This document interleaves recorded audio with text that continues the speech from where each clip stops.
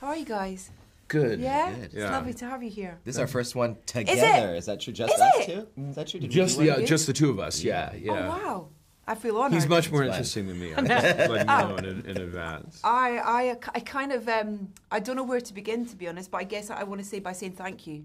It's just the most beautiful gift to the world that, you know, the musical obviously has been this wonderful thing that we've all got something out of, but to elevate it and take it in the way that you have, it's just phenomenal. Congratulations to both of you. Thank you. And I extend that thank you to Stephen Schwartz. And I He's the extend genius that there. thank you to No, Jon for M. real. That's a big group Everybody hug. knows. Everybody knows. It's, you know. The idea of this story as a film, you know, it was around before the musical, you know, the idea of there being a... But what was the first conversation that you had about Jon coming on board and being the person that was going to take this forward and finally give us this film version? Well, we had been talking for a long time about directors.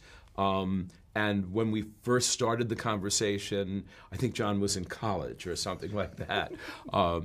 But I knew Jon a little bit because we briefly worked on a television show that didn't wind up happening. But I was very impressed with his musical sensibility and just his intelligence and imagination. And then I saw Crazy Rich Asians, and I thought, this is a guy with a fantastic visual sense and a fantastic sense of world building. I mean, he made Singapore look like Oz. And then when we were really coming down to, well, who do we want to ask first, we were able to get an advanced screening of In the Heights. Yeah. And then I saw how Jon worked with his brilliant choreographer, Christopher Scott, and really from the very first moment that the music started in that movie and the cut to the feet on the street, and I was like, this is our guy. And then, you know, in tennis they say, try to take the ball on the rise.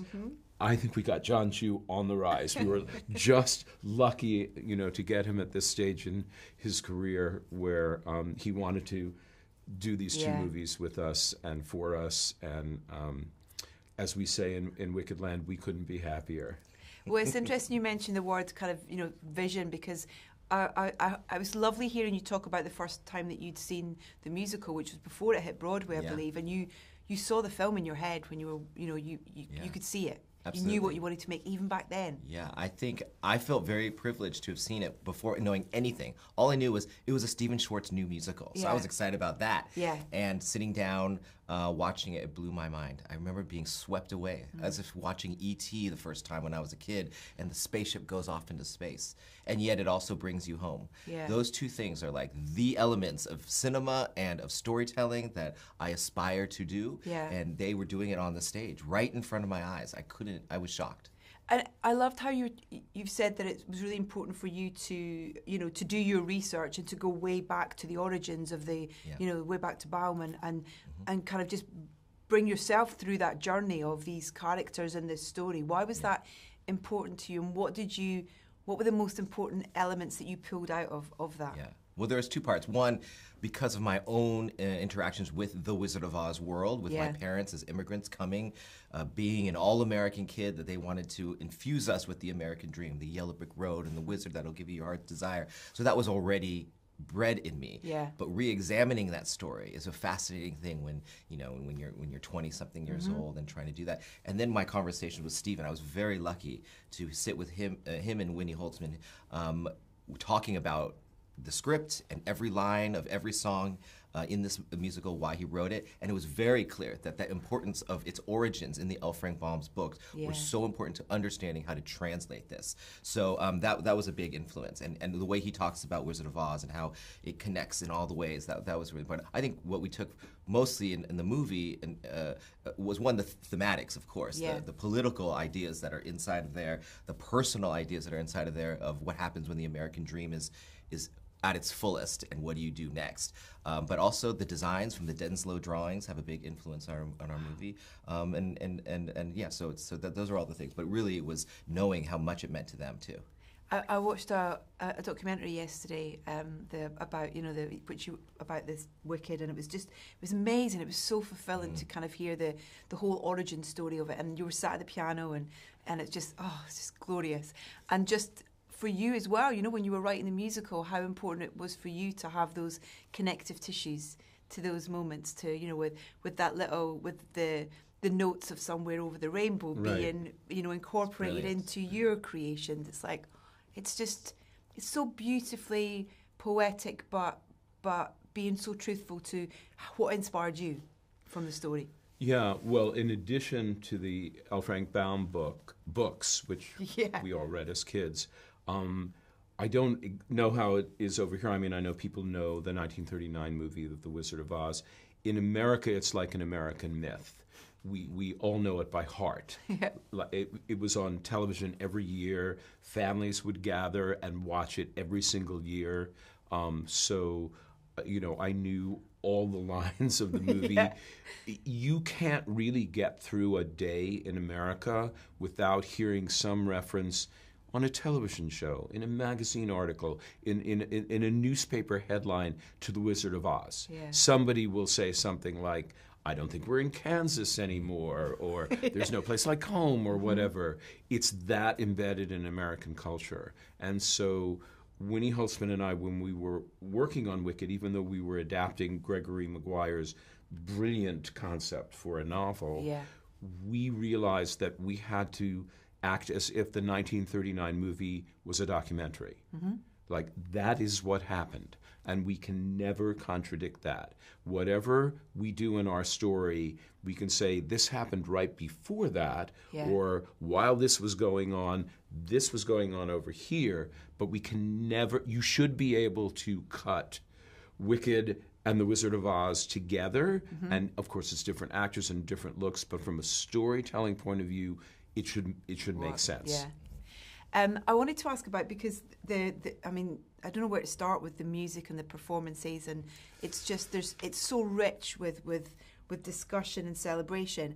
You have your two leads, Ariana and Cynthia, and what they do individually and together is like magic. It genuinely is. When you were thinking about the music and how you wanted to adapt it for the film, both in terms of lyrically, if there were going to be changes, but also kind of musically, and how that instrumentation would fit.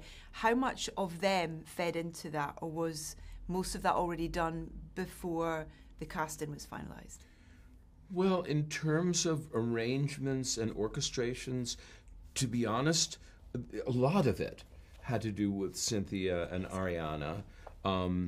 And frankly, the rest of the singers as well. Jonathan Bailey, who's just so knocks it out of the park. But particularly Cynthia and Ariana, because they're not just world-class singers. They're very, very smart musicians. Yeah. We worked on the vocal performances with just synth tracks, and then the orchestration and the rhythm tracks that were created were influenced, and to support that vocal performance also, Jon, we could see what Jon had shot, how he was editing it together, and so the orchestration and arrangements were meant to reflect what you were seeing on screen. So, the orchestra was done very, very late in order to support both their performances and Jon's vision. What was in terms of when you realised what they could both bring to these roles? I think Ari just brings the comedy that she brings to this character, and Cynthia's entire being is on that screen. It's just so beautiful. Yeah. It really, really is. For you, in terms of directing that and working with choreographer and with all your team, all the collaborators that you've worked with, where does that conversation start? Is it with the two of them, in terms of how they see these characters, how you see the characters, and finding that place in the middle with each other? Yeah, it's sort of a combo. We have to create a little bit of the canvas for them to live into. But I think one of the first conversations that Nathan, our production designer, had, and Paul, and Alice, our cinematographer and costume designer, was in order for us to believe the stakes and believe the real emotions in this relationship, because it all came down to this relationship. They always said, it's the girls stupid. No matter what you're doing, it's all about the girls. So that was our guiding light. Yeah. In order to believe those things, we had to establish that this was not a dream, actually. Like, this was a real place we were going to live in and we were going to root for. And that meant establishing the very beginning of the movie that this has landscape and this has creatures, it has history. And so that's what we had to sort of start to design first. What is Oz? It's like this old friend that we've known our whole lives, but never have actually known. It's like our parents. And suddenly you hear the struggles and you're, wow, you're a rock star, like, teenager. You were like a rebel. And so where were the animals before the wizard came in? Where was the Grimmery? What was the prophecy? Where were people at? And what did he impose on this society? And what is it that when you land Ariana and Cynthia in this as Elphaba and Glinda, where they sit and how do they rub against the things that have happened here? So that just allowed them to then play this out, and they came exposed, their wounds exposed from our world. I mean, they're the child of two worlds because they come into here, and I think we recognize those wounds when she says something has changed within me, something's not the same. I think that is deeply embedded in us for some reason after the pandemic or where we're at. We feel very uneasy right now, and I think that's our connective tissue into Oz, our tornado, to say, and then they continue to unravel that, and they were changing in their lives during this movie, of making of this movie. I was changing. I just had kids, so we're all changing, and we're trying to every day be as present as possible to unveil that, using, of course, the prophetic words and music of this brilliant man. And it just realized, like, he knew it all along. They've gone through this already. We have gone through this, and so I think that where we connect those things is where the movie meets. And if we got it at the right time, and if we captured it and edited it without ruining it, then we would expose that to also an audience that I think feels the same thing, which is the power of cinema. Absolutely. It's exactly what cinema was made for. Exactly. It's exactly what it was made for. And the choreography as well was just, it's so, you feel like in your seat you want to be in those scenes. You want to be kind of, going round on the rotations, and you want to be flying with, it's so immersive the way that the choreography is. It's so beautiful to watch, but you kind of almost are in your seat trying to kind of, sort of kind of dance along in a way. What were the conversations, about how you navigated that, and also knowing that your leads were so willing to kind of just throw themselves into it physically as well? Well, Christopher Scott, who is our choreographer, I've worked, and we have a team that works with him, and he figures things out. But for us, it was that's why I love him, because he doesn't just listen to the music that we've heard. He hears the beats within the beats of the thing. Like, he finds. He is inspired by music. He's not imposing himself on top of the music. He loves to have music sort of guide him in a weird way within it. And so he would come in with what the music is feeling like, and I would come in with where we are in the story and what does that mean to our story, dancing through life. Okay, how do they move in Shiz before Fiyero drops in? And what does Fiyero do? Oh, he loosens their joints up. Okay, and we have these circular ideas throughout Shiz, and then Elphaba's going to come in and create these jagged lines and these cracks and all of that. And so how does movement reflect that?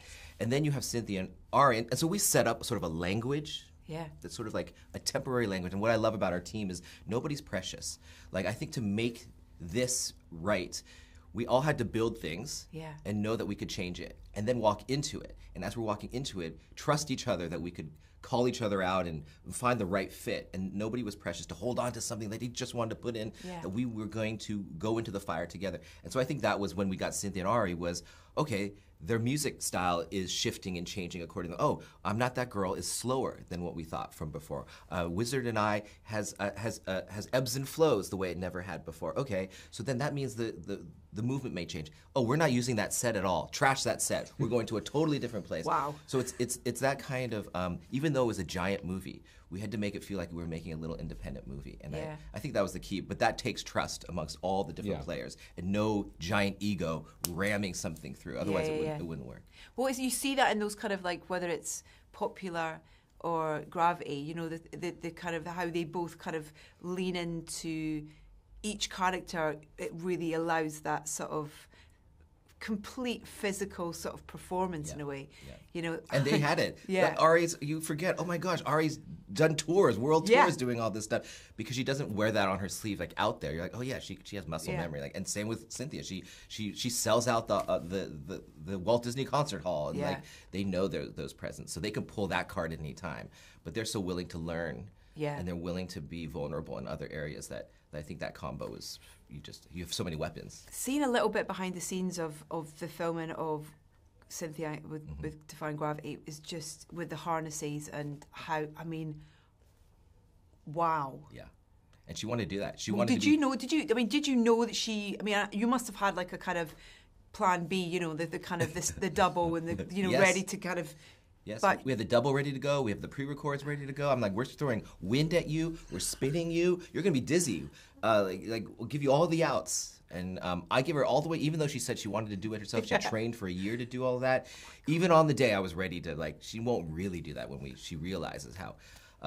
No, she was like, she refused. She said, I cannot play this role if I do not execute what I know I can execute. And I don't even understand what she had to find where her air lies in the strap of the thing, and she doesn't have a floor to use, so I don't even. Nothing's how she hits those notes, with no diaphragm to support it, because it's all trussed in, upside down, and those two ladies are so game. They'll just try anything. You know, I love what Jon says about we all sort of went in together, and nobody was precious about anything. It was hard for me and Winnie to believe how collaborative this was. And a lot of that is this man. I mean, he's definitely our leader, but he's not a dictator. Well, if he is a dictator, he's a dictator who listens. So we always felt heard, and we always felt part of the team. And that, I know that doesn't always happen for if you've written something and it's being adapted. So aside from my gratitude towards Jon, it was just so much fun. So much fun. I mean, she's whipping around, and we have grips that are crying in the corner. Because again, when you do it live, you don't have it playing on the big speakers. It's just her voice. Yeah. So it's echoing through this empty warehouse. And it is extraordinary to see that. She's one of a kind. Yeah, she absolutely is. I remember speaking to our old flatmate James McCardle, this wonderful actor, and James told me this brilliant story about how she used to sing him to sleep at night when he would suffer from insomnia. Oh my God. Can you imagine having Cynthiaerivo as your kind of like bedtime singing story singer? Yeah, Yeah, totally. Yeah, she left a voicemail saying "Happy Birthday" to me the other day, and you're just like, "This is the most beautiful version. Can I sell this? Put this on Spotify, like right now." What is it like, Stephen, in terms of, you know, you've lived this world for so long. It's been part of your world for so long, and to have Jon come in and you know, like you said, adapt it into his vision and his interpretation and emotional connection to the story and these characters. Can you allow yourself a moment to just sort of step out to watch it, or can you not do that to have a kind of experience as a fan or I had a few moments where I felt that of actually seeing what it was, but before the movie was completed, because Jon was showing Winnie and me rough cuts and versions of the editing, because to hear what we thought about it, but also to write the music for what was there. I do want to, before I answer your question, give a lot of a shout out and credit to my co-score writer, Jon Powell. I don't want him to sort of be forgotten in this, because he was such a major contributor and such a generous collaborator with me. But yes, like the first time I actually saw, even in its rough cut and even with pieces that were just, sketched in that were eventually going to be the movie, the first time I saw Defying Gravity, I remember I called my family and friends and I said, I don't know about the rest of the movie, but the last 10 minutes are amazing. And then the first time I saw how Jon and his editor Myron figured out to open the movie, which was something that they concocted that wasn't actually in the screenplay. Yeah. And Winnie and I saw it together, and we just cheered in the little screening room because we were so happy with what they'd come up with. So there have been moments all the way through where I suddenly saw what Jon and his team were doing, and it was just so thrilling. Yeah. Talk to me a little bit about John Powell and working with John Powell and kind of how those roles kind of worked across the production. Yeah, I knew Jon from way back when, from the original animated feature of Prince of Egypt. Oh, wow. Because he was part of Hans Zimmer's team on that, and he and I got to know each other, and he did some of the orchestration for that, and we just hit it off. So when we were looking for someone to collaborate on the score, someone who really knows how to do an action sequence, who really knows how to set up just atmosphere in a scene, a feeling of tension or a feeling of longing. I immediately thought of Jon, and fortunately, although he's the busiest person in the world in terms of all the things he scores, he was able to do it.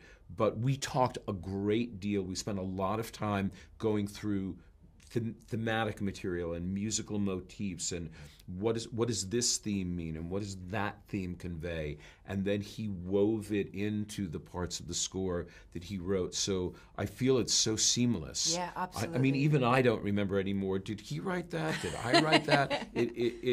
And that has a lot to do with not just his musical brilliance, but his generosity of spirit. Collaboration. Yeah, exactly. Absolutely. And unraveling those themes was a discovery for me. We already shot the movie, and so to hear these themes emerge, and even there were takes on those themes, to me was like whole nother character that we could layer on top of this movie or counter what's happening in the scene, and that was really fascinating to go through, actually. Yeah.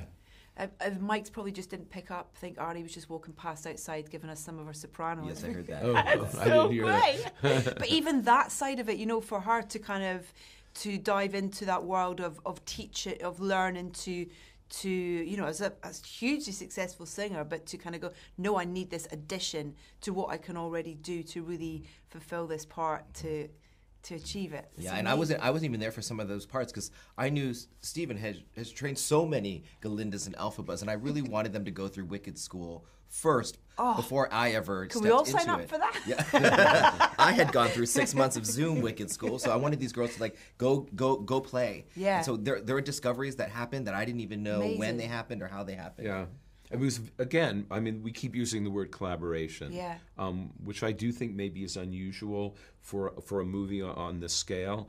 But again, working with Ari and Cynthia, they were so collaborative. They would try this riff and try something there, and then we would listen together and select, okay, we're going to do this one, but we're not going to do that one. I mean, Ari came in with a soprano. She has it. Yeah. She just never showed it before. She never used it. And I don't know, maybe she went and worked with the vocal coach. I have no idea. Yeah. All I know is from day one she came in and just sang and had those notes. What goes on in Wicked School then? Are we round the piano? Are we what's Yeah, we sit at the piano and we sing together, or they sing, and then we talk about it and they try things and we make discoveries together. I love that. So great. I also have to mention the Show Chicken Band. Yes. I really love that little nod. Yes. L. Frank Baum, before he wrote Wizard of Oz, he used to breed and sell these show chickens, and so we wanted those little nods. And we have a lot of little breadcrumbs throughout, but that was, to me, it was really nice. When do you do that? Is that at script stage, or is that a kind of storyboard planning stage where you're thinking it'd be really nice to kind of to sprinkle a little bit of in there? At what point are you thinking about that? And that was what I learned in Wicked School. Is like there were breadcrumbs all over the place already. It's like Hansel so I was and like, Gretel. if I'm a part of this family, then I got to do my own ones. And I remember seeing like how crazy of a story that was that he did that. And then we were trying to figure out what animals exist in Oz, and you have to have.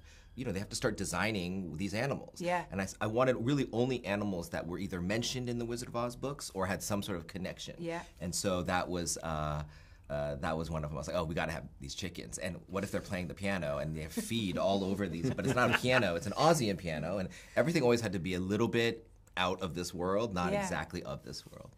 And I love as well the adaptation of the performances for each individual and their character, but also their abilities as well. It's like Michelle's like, I can't sing, but the way that you've got her to perform that is just it's so emotional. It's so touching, and it feels like she's singing right She does. to you. She first of all, she told Jon that she couldn't sing. Yeah.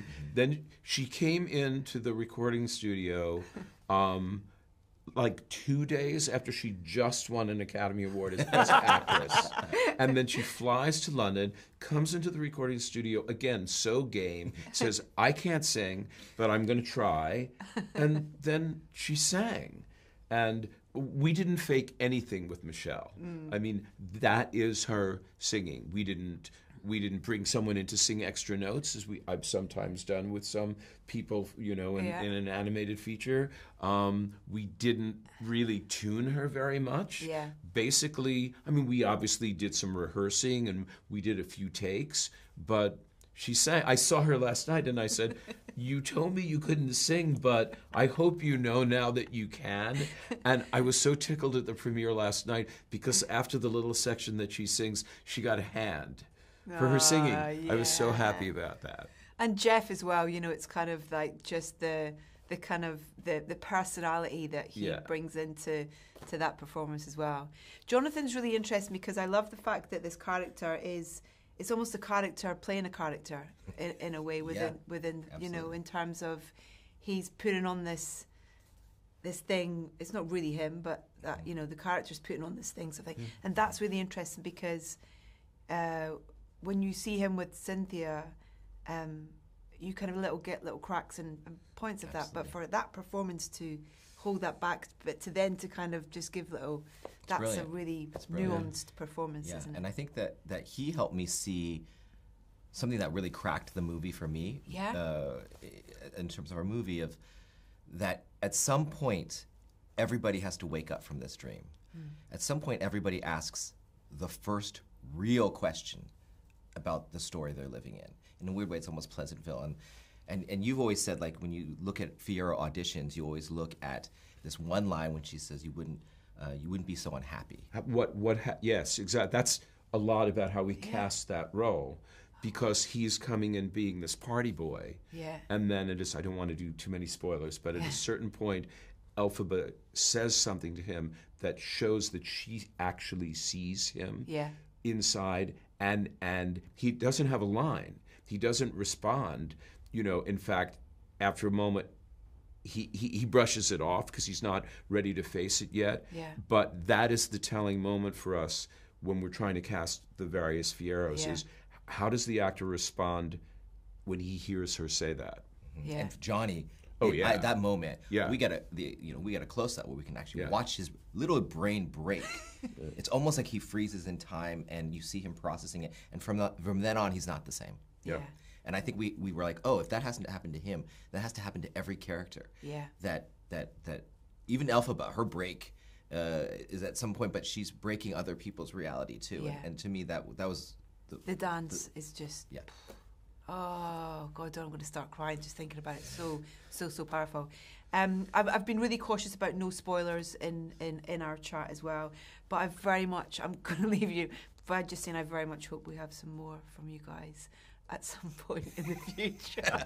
We got a whole nother part two. I don't know whether I could say it or not. I was like, oh my God, people hopefully will have seen it. So, when? Do we know? Next year. Yeah, right? next year. We shot it already. This time next year, we'll be talking to See you you about, back here, same about time, same part place. 2. Absolutely. I can't wait. And we're working on it already. Oh, man. I'm going to have watched it at least like 25 times between now and next year with all my family and all my friends. I can't wait. Thank you so much for your time. Oh, thank you. And congratulations. Thank you so much.